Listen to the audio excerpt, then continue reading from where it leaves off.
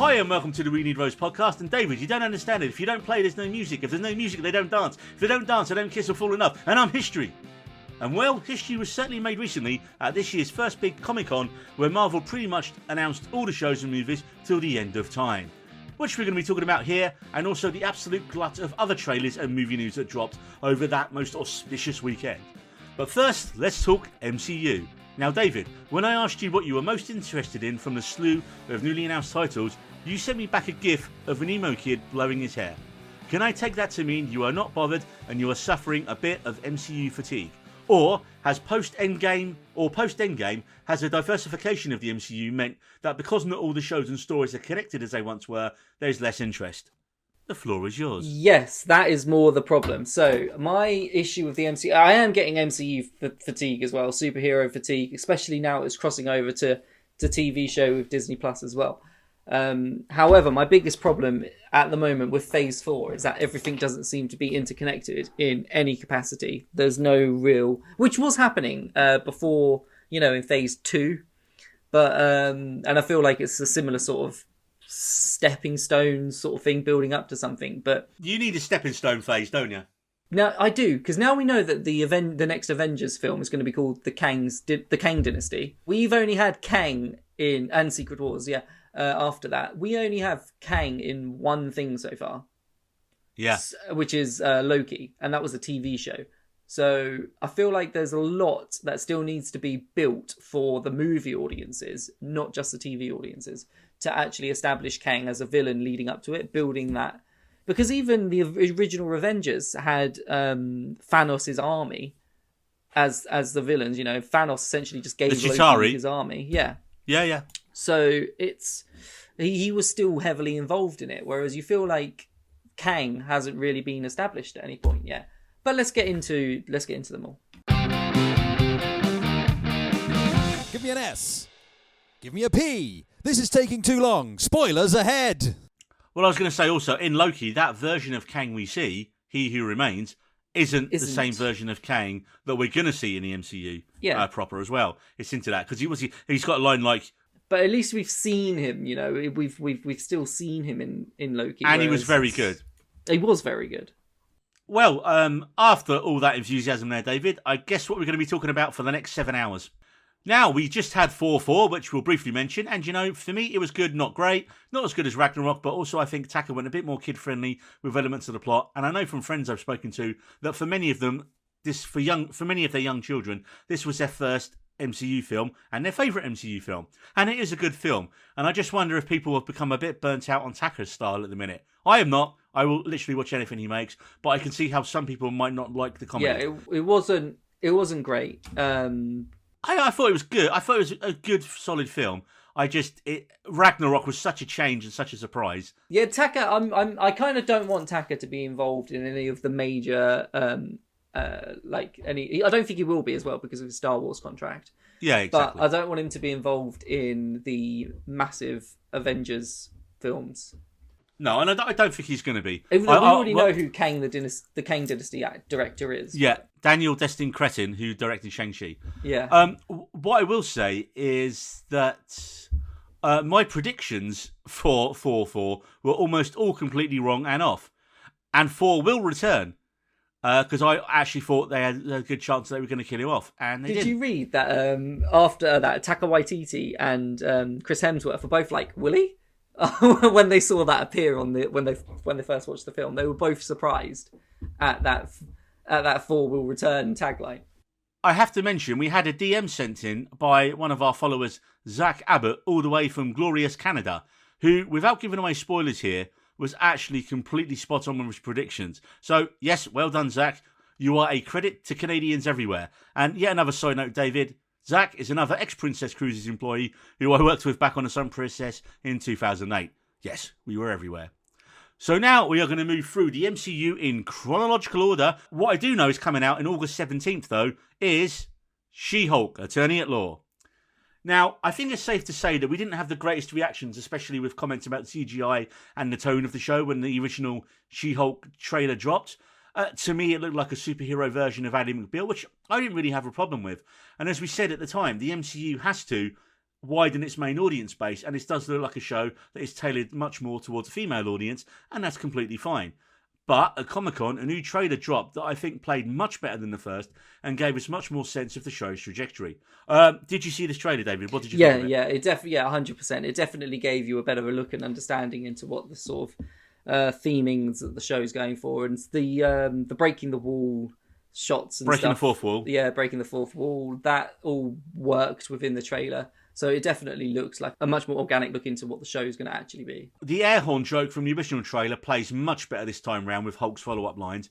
And essentially the first minute of the trailer is just a really good training montage where Jennifer seems to be beasting Hulk at pretty much everything he shows her. And like you say, then you get that little fourth wall break where she addresses the audience. And before everyone yells Fleabag, apparently she does this in the Sensational She-Hulk comics, and it's definitely canon. And she was doing it long before Deadpool was doing it as well. So, apparently She-Hulk was the OG fourth wall breaker. Who knew? I didn't. Now, the crux of the show is that there are now more superhuman criminals emerging, and Jennifer/She-Hulk will be the face who stands against them in the court of law. And one of her first clients appears to be Tim Roth's Emil Blonsky, otherwise known as Abomination, who we last saw kind of on a road to redemption with Wong in Shang-Chi. And yep, there's some Wong goodness in the trailer for us as well. We also get to see how she becomes a celebrity in her own right and how she's going to have to deal with it all. And of course, our post-trailer scene, well, that's only bloody Daredevil, isn't it? Rocking up in full costume with his sticks. 2 superhero lawyers? I'm there. Honestly, man, I thought this trailer was much, much better. And now I'm really looking forward to the show. It looks fun and an easy watch. On my excitement scale, I'm giving this a 4 out of 5 now. Okay, that's good. That's a good excitement level. I'm giving it about a 2. About a 2 out of 5. Not because it was a 1 before. And now it's gone up. It's done its job. It's got me a little bit more excited. Although I have to admit, I'm a little bit more excited for Daredevil Born Again, which was also released. And that Daredevil little teaser was the best part of that trailer. Fair enough. Well, She-Hulk premieres August 17th and is slated for 9 episodes. Now, the next movie to drop from Marvel this year is Black Panther Wakanda Forever, which is due with us November 11th. And as we mentioned before, one of the most difficult second films you could ever make in an ongoing franchise is when your beloved star of the original sadly passes away before you make the second film. And we hope, after seeing this trailer, that it does feel like Wakanda Forever will be a tribute to Chadwick Boseman, that it recalibrates the plan for the Black Panther story. Now, it looks like the villain for the film is going to be Namor, the Submariner. So think Marvel's version of evil Aquaman, essentially. Namor is played by Mexican actor Tenoch Huerta, and I think it's the first to have a big Mexican actor in such a large MCU role. Now, the first film had a brilliant conflicted villain in Killmonger, and it looks like we're going to kind of have a similar character this time around, because you see what looks like in a trailer a young Namor watching his village burn, and then we see him emerge from the water years later, now a warrior. So I think it looks like we're going to be headed to an all-out war between Wakanda and Atlantis. Now, the undoubted highlight of the trailer for me had to be Angela Bassett's Queen Ramonda's amazingly powerful speech about losing her family. The sheer emotion in her voice was so powerful, and that coupled with the music choice of No Woman, No Cry was just perfect for this trailer. And of course, per Marvel, we always get that last stinger of a shot in a trailer, and it is, we see someone new in the Black Panther outfit, and I wonder who it will be. Yeah, the one thing I will say is the cinematography, just within the trailer alone, of how they balance Wakanda and Atlantis is beautiful, and some of the emotional scenes that you see as well, like when that woman's giving birth under the water, that just looks stunningly beautiful. Well, that's got to be Neymar being born, right? What, the footballer? I hope. Yeah, I hope not. Yeah. Neymar the Submariner. Yeah, well, it looks, it does look amazing, and this one I'm a lot more excited for. And, well, the top 3 contenders, from what I've kind of gathered from online, are number 1 is Shuri, T'Challa's sister, who does become Black Panther in the comics, although I wonder whether they're going to do that because, as we mentioned before, actress Letitia Wright has come out with quite a few controversial comments recently over the last year or so, so I'm not sure Marvel will be willing to...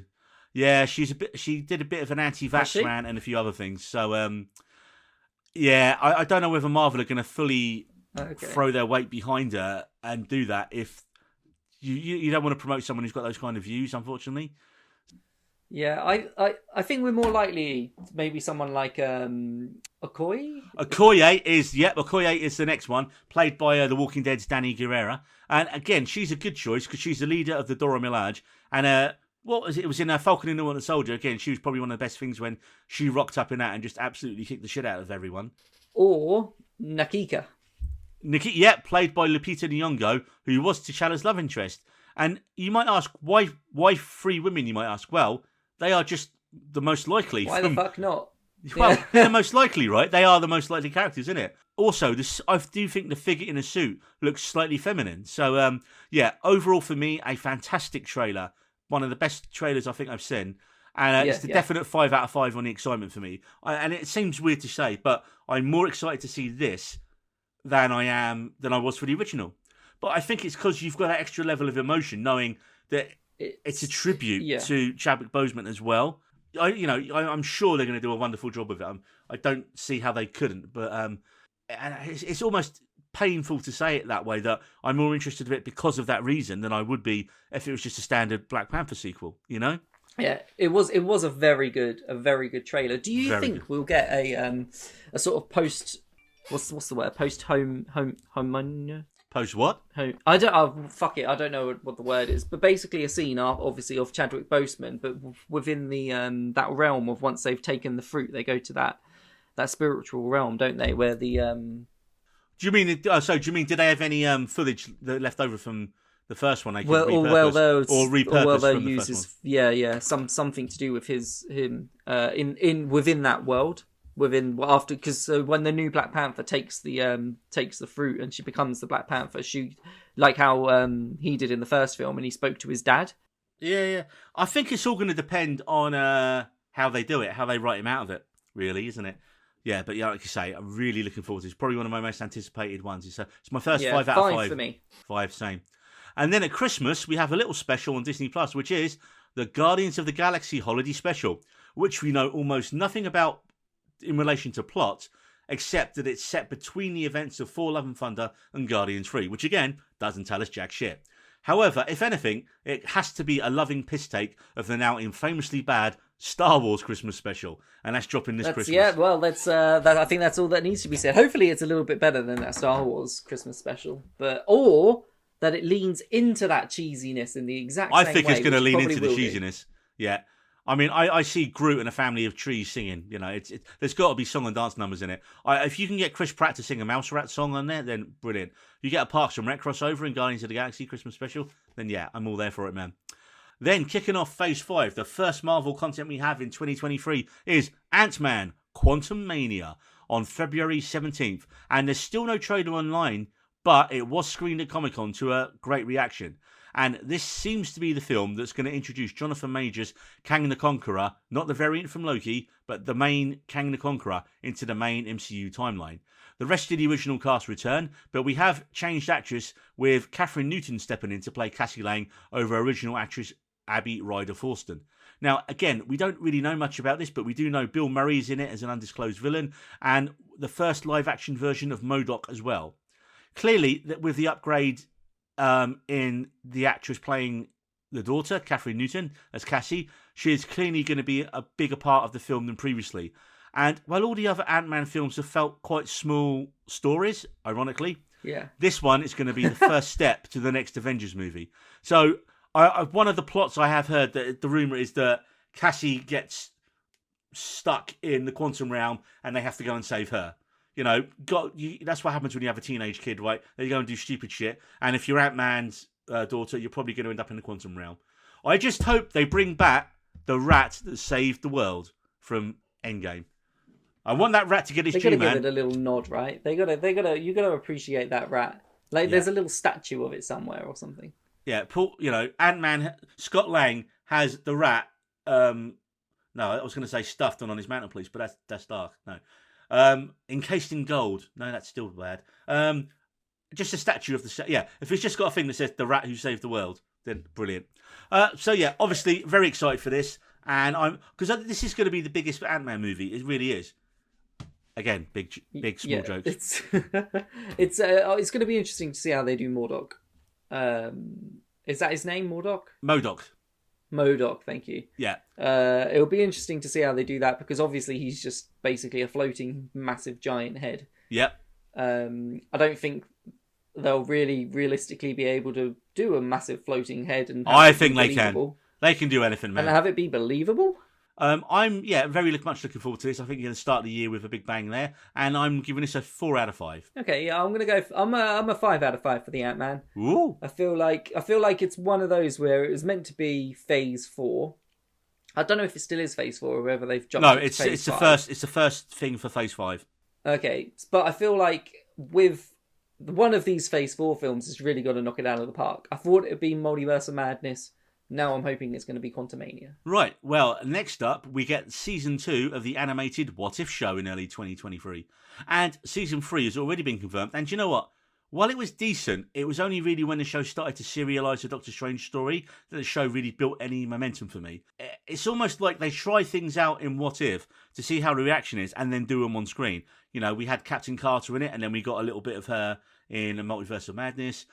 We had the whole Marvel Zombies episode, and of course they're now doing a Marvel Zombies thing, although that wasn't mentioned in the announcements at the weekend. In fact, there's quite a few things, and we won't have time to mention them today, but there's quite a few projects that we know are being made and in production that weren't mentioned on the plate at the minute, so I guess it's just more stuff they're going to throw in. Mild excitement here. I'll give it a 3 out of 5. Maybe a 2. Maybe a 2. Is that maybe a 2 from a 3, or maybe a it's 2? Maybe. I'll tell you why it's maybe a 2, because I've already forgotten about what film we were talking about. It's not a film. TV show. Yeah, What If? The What Ifs. What if David remembered? A one. Oh wow.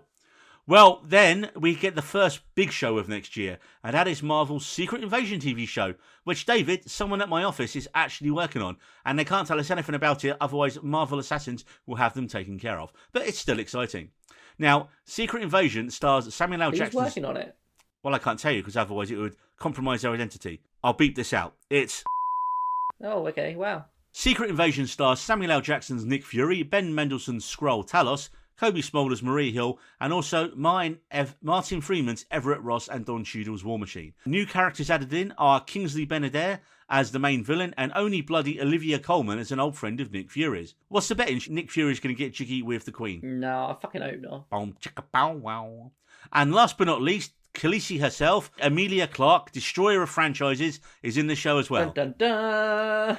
But indeed, labelling her destroyer of franchises after the Terminator and Solo. But you know what? I just hope she's given a good role here. I just hope she does something different. I truly do. Because the only role she's been able to play convincingly so far was Game of Thrones. And everything else, she's been largely And even terrible that was very early seasons. And that was very early season. Yeah. First 5 seasons. But having read some of the Secret Invasion comics, the basic story is that the Skrulls have been infiltrating Earth for years, with many alien imposters replacing superheroes as time goes by. So kind of think of it as Marvel's modern-day Battlestar Galactica, in that anyone could be a secret villain. Invasion of the Body Snatchers, Neil. Well, yeah, you know, they did it first. I'm, again, really looking forward to this. This is my first 5 out of 5 show for 2023. Because this is clearly going to lead on from Secret Invasion to Avengers Secret Wars 2 years later. So this could be the first big show that launches that off. Yeah, I'm also looking forward to this. I'm going to give it a 5 as well. Yeah. For similar reasons as well, because I feel like it's one of those that you kind of have to watch. It's a big launching pad, isn't it?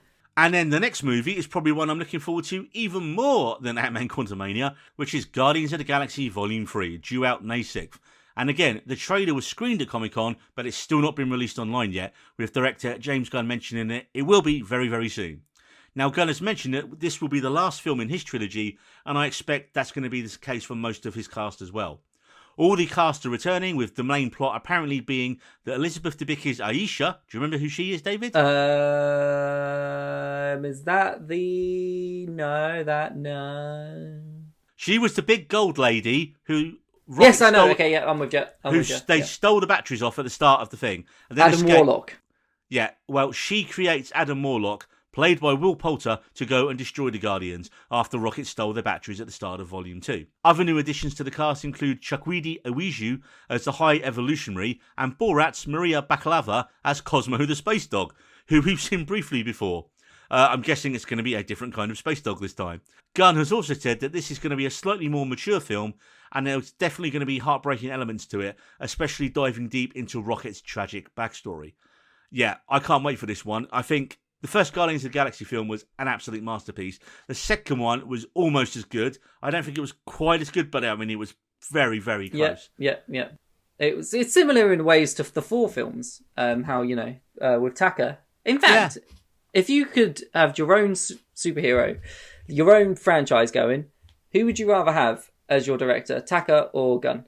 Oh, I would say Gunn, actually, at the minute. That's a fucking hard question, though, that, right? Well, I went with Gunn pretty quickly. You did go with Gunn pretty quickly. I would say Gunn because Gunn, I think, can do the action and the drama a little bit more seriously than... He's got a better balance to him. Better balance, yeah. Whereas... Needs to be a better balance with him. And he managed to turn, let's face it, like C-list superheroes that like mainstream audiences have never heard of before Guardians, and now it's one of the most anticipated films coming out. Oh, well, don't forget the Suicide Squad as well, what he did with that. Exactly, yeah, but that already had Suicide Squad beforehand, whereas this Guardians, literally no one had really heard of them in terms of a mainstream audience. Mate, I don't think many people have heard of the Detachable Kid or Javelin or, a lot of those characters that got brutally murdered horribly in the Suicide Squad as well. Yeah, I mean, this is just an easy 5 out of 5 for me. Cannot wait. Yeah, again, 5 out of 5. We're doing a lot of agreeing here, Neil. I know, it's strange. It's weird. It doesn't feel right. The first of 2 summer shows next year is going to be Echo, starring Aliqua Cox. Echo? Yep, Echo. Oh, that's terrible. Starring Aliqua Cox reprising her role as Maya Lopez from... She stopped that. Do you know what? You can just do it because I'm just going to cut your mic. It's fine. Don't do it. Aliqua Cox reprising her role as Maya Lopez from Hawkeye as deaf superhero Echo. Now, of all the characters in Hawkeye, this wouldn't be one that I think warranted her own series. But, again, done right, a show that focuses on a Native American character and a deaf superhero is massive in terms of representation. And as they've proved with Miss Marvel recently, you can make a great show that explains a culture to a wider audience in an educational and entertaining manner. She really wasn't the strongest character in Hawkeye, so I've kind of got a muted expectation for this one. So I'm going 3 out of 5. I'm also going to go 3 out of 5. 3 out of 5. I never watched Hawkeye. However, I got about like 2 episodes in or something. I didn't finish it. However, I just totally lied just then. I don't think I watched a single episode. Did I? No, I did. I did watch 2. It was a Christmas show, man. Have you no heart? It was. Yeah. I remember. Yeah. But summer brings us Loki season 2, and that is a fabulous show from last year, and one of the MCU's strongest, with Tom Hiddleston brilliant as always, and his great buddy bromance with Owen Wilson's Mobius and Mobius, not Morbius. Although now it's out there in the world, we're going to have Mobius versus Morbius, aren't we? All right. It's going to happen. Now that's going to happen in Blade, man. Blade. And also, it stars Gugu Mbatha-Raw. She was great as Ravenna Renslayer. And of course, one of the biggest stars that came out of nowhere was Sophia DiMartino as Sylvie. Of course, season 1 ended with Loki in a different reality where no one remembered him from season 1. And it looks like He Who Remains, Jonathan Majors-Kang, has already conquered this new reality. Now, I really liked Loki season 1, and I thought it got better and better as it went on. And it had a really ballsy finale introducing Kang with a massively heavy exposition episode. I just hope it doesn't take too long to get the gang back together again. And also, as good as the new directors of the show, Benson and Moorhead, are, I think they're really going to miss Kate Herron on season 2. Because let's face it, Loki was easily better than Moon Knight, which is what Benson and Moorhead did last year, which they did this year for Marvel. So for this, I'm a 4 out of 5 on this. I'm a 5. I'm really looking forward to Loki, mainly because, like you said, it was really good first season, and it's another show that you actually feel like matters within the whole concept of the MCU, like as a whole. My worry is I've listened to a lot of interviews with the main director, the director of season 1, Kate Herron, and I think I don't think Moonlight was as narratively good, and I worry that these guys aren't going to get it as right as Herron did. So that's why it loses a point. I have a little bit of concern over the directing team for this show. So 4 out of 5 for me. The big Marvel movie of the summer is, well, The Marvels. And it's directed by Candyman director Nia DaCosta. And it won't just be a direct Captain Marvel sequel, because as we know, stuff happened at the end of Miss Marvel, which will lead to... Okay, I can't talk about this without giving away a minor Miss Marvel spoiler. So, if you don't want to know, hands in your ears, here comes a spoiler jingle. This is your spoiler alert. Speculation is rampant, and spoilers for Miss Marvel is that at the end of Miss Marvel, the tag scene at the very end in the credits is that it looks like Carol and Kamala trade places. And it looks like Kamala's probably going to need saving by Carol at some point. So the initial rumours are this could be like a rescue mission film. And if you need to go and rescue someone, who better to fight alongside you than your best friend's daughter, who also has superpowers now as well.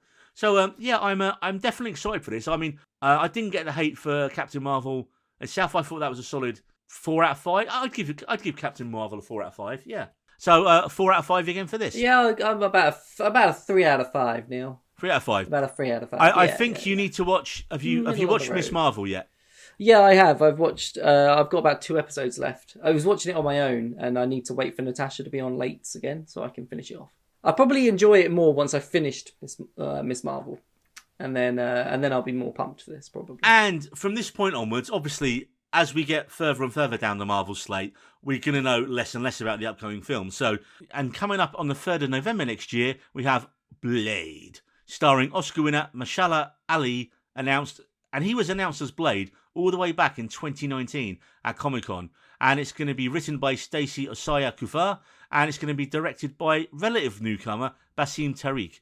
Now, all we really know is that it was definitely Blade's voice that we hear at the end of the Eternal sting, asking Kit Harington's Dane Whitman if he is ready for it, as he opens a case containing the Ebony Blade. This obviously is quite a bit of easy speculation here that it's going to lead to Harington becoming the new Black Knight in the MCU, and also rumours that Homelander himself, Anthony Starr, might be playing Blade's version of Dracula. Anything with Anthony Starr and it's going to be good. Anthony Starr as a villain?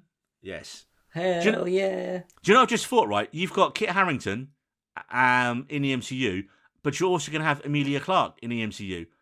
They're going to meet at some point, man. It's going to be like another song, a song of the MCU. And they're going to bone and then find out they're related. No, they're not. And next up, in the fall of 2023, we have Ironheart. What do you know about Ironheart, David? We're not giving a ranking for Blade. Do you know what? At this point on, I'm not really... There's no point in giving ratings, really. I'm giving a rating. I'm going 5 for Blade. I'm really hoping that Marvel goes full on 18 plus. Yeah, I've heard it's PG-13, mate. So, yeah. But we won't know until it's... That's not so good. Where have you heard that? Because I'm on the internet. I am the internet. Oh, the internet's the worst place. Next up is Ironheart. Now, David, do you know anything at all about Ironheart? I know exactly what you think I would know. So nothing. Okay, well, due to debut in this year's Wakanda Forever, played by Dominique Thorne, Ironheart is the alias of Riri Williams, a brilliant young engineer who builds a suit of armour very similar to Tony Stark's Iron Man armour.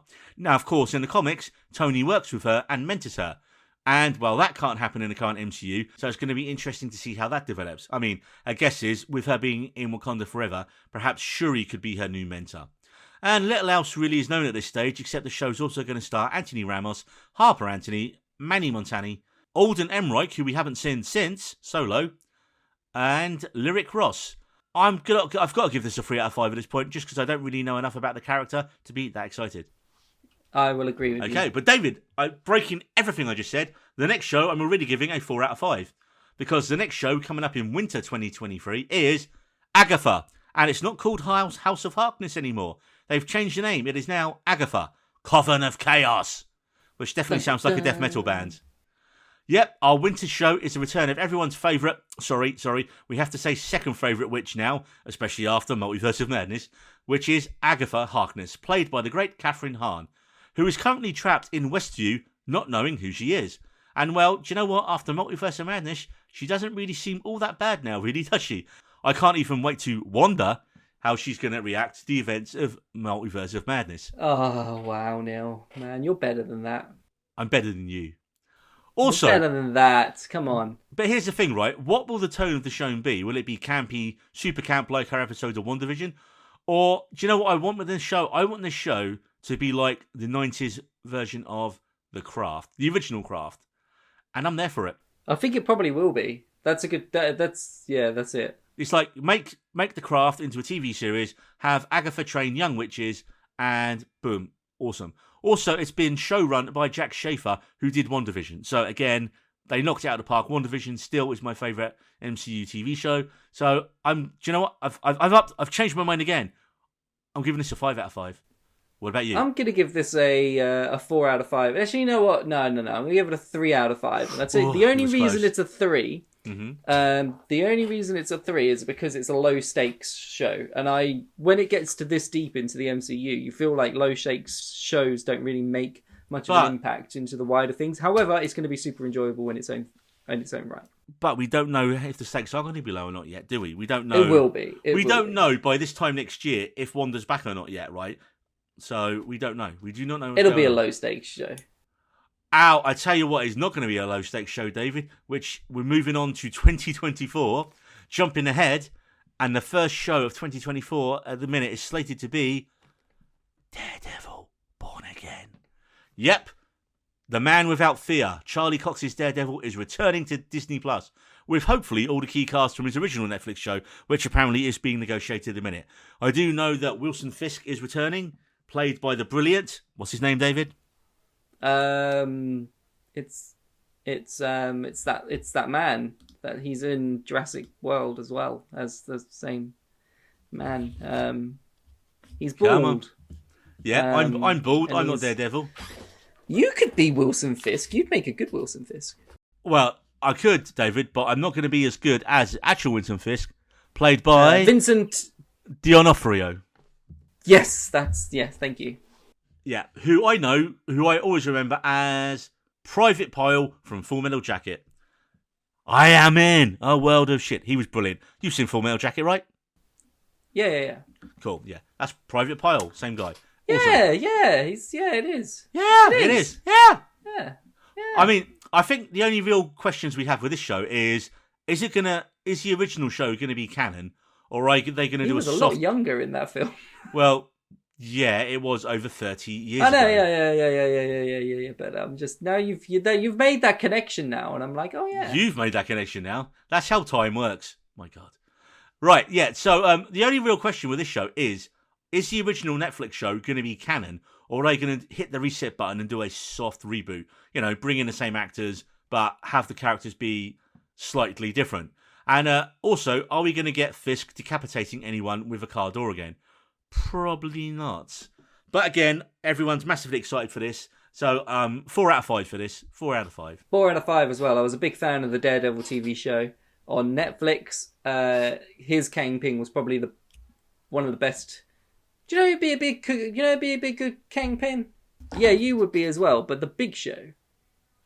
Yeah, but he's really. I know the Big Show's not an actor, but I mean he's tried. Yeah, aren't all wrestlers actors, I suppose. Well, David with the wrestling reference before me for once. Touche, sir. Well, moving on to May 3rd, 2024. What film's coming out on that day, David? Have a guess. No Googling. May 3rd, 2024. Yeah, as you're typing it into Google. No. I reckon it's either going to be the Captain America film, because that's the only other one we haven't mentioned. Yeah, it's a Captain America film. Yep. Oh, okay. It's Captain America 4, subtitled New World Order. And hopefully it will not be co-starring Hulk Hogan, because that would be a bad mistake. Although you would have quite a lot of issues to do with race, with Hulk Hogan being a spectacular racist. I got that wrestling in like a minute before you did. Yeah, exactly, because I was like, oh, New World Order, I can make New World Order jokes. No one needs to know. Fair enough. Well, Anthony Mackie finally gets his own Cap movie after fully embracing the role in the pretty poor Falcon and the Winter Soldier show. I mean, it had its heart in its right place, but it had terrible villains, fuck off flag smashers, and clunky dialogue, and plot lines about bloody fishing boats. And bad CGI and VFX as well. Throw that in there as well. But the film is going to be directed by the Cloverfield Paradox's Julius Onah, and this is going to be the first film with Sam Wilson as Cap. Now, and it's a big if they can get the political commentary right this time, with a solid modern-day action film on their hands, then we could have a winner. But please, I don't want to see Chris Evans back. I don't want loads of references to the past stuff. Just give Mackie his decent own story. Let him be Captain America. So yeah, don't reference the past. Give him a good storyline. And give him a decent villain to go up against. Mild excitement for this. So I'm only giving it a 3. I think they will reference the past. I think they'll find a good balance between the racial commentary and the political commentary and everything like that. Because that was the best part of. However, it was still handled quite clunkily, wasn't it? Like that's what I say. The message was great, what it was trying to do, but just the execution wasn't as good as you'd expect from a lot of Marvel stuff. It was more just like the villains and the CGI and the overall story wasn't fantastic. However, I'm feeling good for this. I'm going to give this a 4. Higher than me. The reason I'm giving it a 3 is it's being written by the same writers who did Falcon and the Winter Soldier. Oh, I did not know that. Every Captain America film after the first one has been one of the best film. Like Winter Soldier, brilliant. Civil War, even better. Fantastic. Civil War, yeah. So they got a tall order, man. They got a tall order. It's big shoes to fill there. And David, the next film is the last one of Phase 5, and that is on July 26, 2024. We have a film called The Thunderbolts. Thunderbolts. I have no idea what this is. Okay, well, simply, the Thunderbolts are kind of like Marvel's version of the Suicide Squad. So, in the comics, after the Avengers were declared dead, when did that happen in the comics? Probably loads of times, because they retcon shit all the time in the comics. But, apparently, in the comics, at one point, the Avengers were defeated and declared dead, and a new group of superheroes rose up, only for the big twist in the comics to be, they were actually villains in disguise. Called, and I think this name needs updating a bit, the Masters of Evil. I mean, I can just picture Dr. Evil there, can't you? Yeah, that's pretty bad. That's pretty bad. Yeah, I mean, but through their long history, there have been so many different groups of Thunderbolts. At one point, Luke Cage was their boss. Another time, it was Norman Osborn. Another time, it was the Winter Soldier. Even Wilson Fisk at one point was in charge of the Thunderbolts. And a lot of the characters are still in play in the MCU. All we know about it right now is that it's going to be directed by Jake Schreier, who mainly comes from a music video background. And his last film was the 2015 indie drama Paper Towns, with the odd bit of TV directing in between. So, yeah, I mean, this is so far in the future, man. It's a 3 out of 5, right? And if you're going to do a Suicide Squad style movie in the MCU, and you still have James Gunn's number, I'm pretty sure you would just call James Gunn, right? Just get him, yeah, give it to him. He's already finished Guardians at that point. He might even be a little bit of a free agent. Yeah, just man. Hook him up, Don't fuck up that relationship. So, yeah, a 3 out of 5 here for this, because, again, it's so far in the future, I don't really know what we can say about it, to be fair, yet. Exactly, yeah, I'm the same. However, David, just when we thought we were done, and that Phase 5 was over, they only went and announced the next 2 bloody Avengers movies for 2025, didn't they? Film 1, The Kang Dynasty. You missed out the Fantastic Four one, though, before that. No, it's not been in... Oh, wow, shit, I forgot Fantastic Four. When was the Fantastic Four due? Before that, it's a Phase 6 film in November the 9th, I think that is, 2024. November 9th, fantastic. Do you know what? There were so many bloody things on that thing. One was bound to get missed, wasn't it? It's very blurry, the date, but it's definitely November, and it's definitely 24.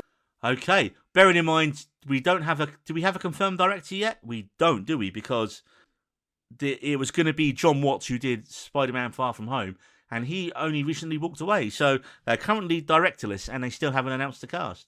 I mean, yeah, I'm mildly excited for the Fantastic Four, because I don't think the original films done early in the early 2000s were that bad.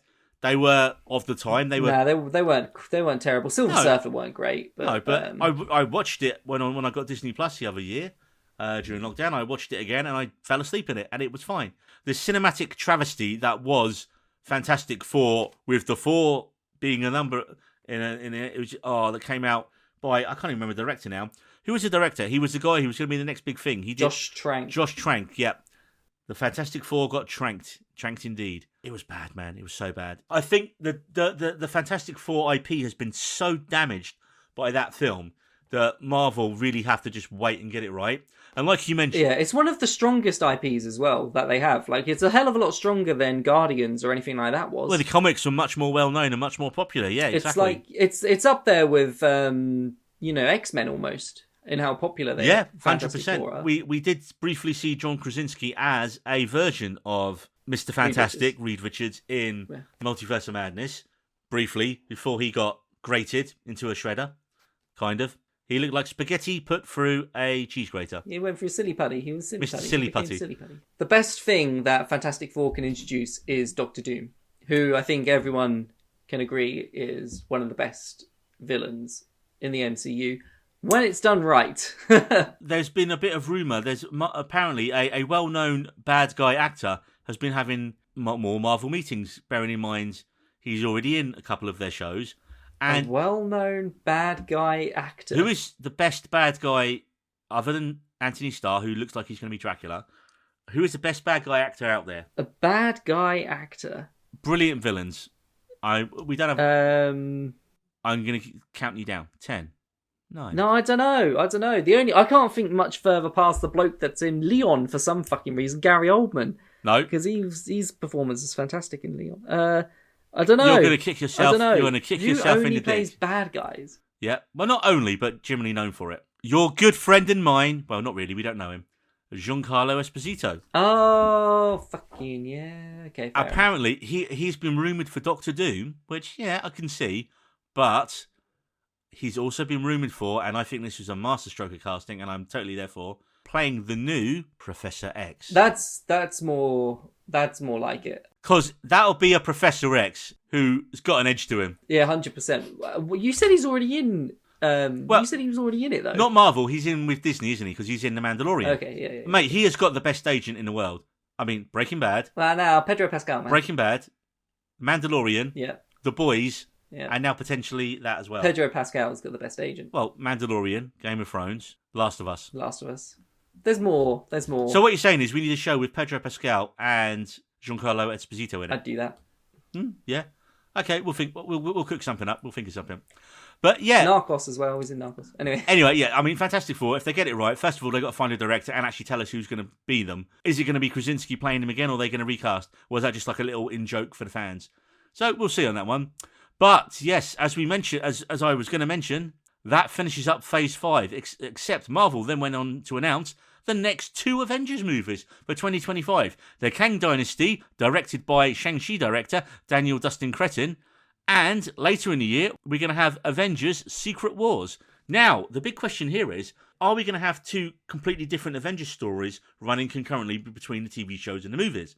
Where, with the original phases, everything led up to Infinity War and Endgame, are we actually going to have all these different movies and shows leading up to 2 different stories? I mean, they've both got the word Avengers in them, right? So I guess they should be linked. But the Kang Dynasty implies that that's going to be the multiverse storyline with Kang. And Secret Wars sounds like it's going to be the Skrull invasion storyline that's going to follow on from the Secret Invasion TV show. Those 2 things don't seem like they're connected, really, do they? So... No, I understand. Is it going to be 2 completely different Avengers teams going off and doing their own things? Yeah, that could be likely. I think it could be. I don't think it's going to be like an Endgame and Infinity War, an Infinity War / Endgame. One follows on to the other. I think these are going to be the big ends of the current sagas of all the stuff in Phase 5. Currently, there are no directors attached to Secret Wars, and obviously everyone threw out all the usual names. But this is Marvel. They don't go for big name directors, especially for you think how much money is going to go into this? They're not going to hire someone who costs a fortune and wants to do their own thing. Well, no, they're not going to give it to somebody who's not already done a project with them. No, and therefore I think it's going to be just some of the directors who are doing the Secret Invasion TV show. I'm pretty sure whoever does the best job... No, it'll be a movie. It'll be someone that does a movie. Not necessarily. I don't think so. I think so. It'll be somebody that does, maybe like the director that's doing QuantumMania, or maybe the director that's going to do the new... Or the director that's going to be doing the new Captain America. Julius Sona. But he's not got the experience. I mean, he could. But then again, like you say, John Watts had done... Well, did the Russos? Not really. Before the Russos did... What did the Russos come on? Did they come on for Civil War? Or was it Winter Soldier? I think it was Winter Soldier. Maybe. Yeah. No, I mean, like I say, the Russos are pretty much known as TV directors, mate. That's why I'm saying, at that point, they weren't making the TV shows. At this point, Secret Invasion leads to Secret Wars, right? Therefore, if you've got a director knock it out of the park on the TV version of it, which is set doing all the groundwork for the movie... No, I understand. I understand the reason. Process. So, I reckon it could happen. I think we potentially could get that. But yeah, 2 big new Avengers movies. I'd like to think they do... I don't think it matters. I think connected though. Yeah, I think it. I think they go in-house with people they really work. Well, we both agree that. You just think it's someone who's done a film. I just think it's someone who's worked on the show that directly connects to it. Yeah. Now, David. If it directly connects to it. We have finally reached the end of our MCU-a-thon. Well, to quickly round us off as well, there wasn't just the MCU at Comic-Con. DC were also there with a couple of films. You know, they had 2 films there. We got a brand new Shazam Fury of the Gods trailer, which looked tons of fun, especially with Helen Mirren playing a villain and Shazam's brilliant Fast and Furious joke directed right at her. It's about family and in that nice pull-out on the camera. Brilliant. Great stuff.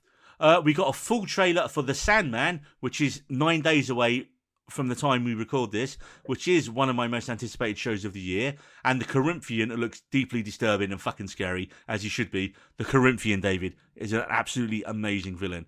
And the guy in the trailer looks like he's got it locked down.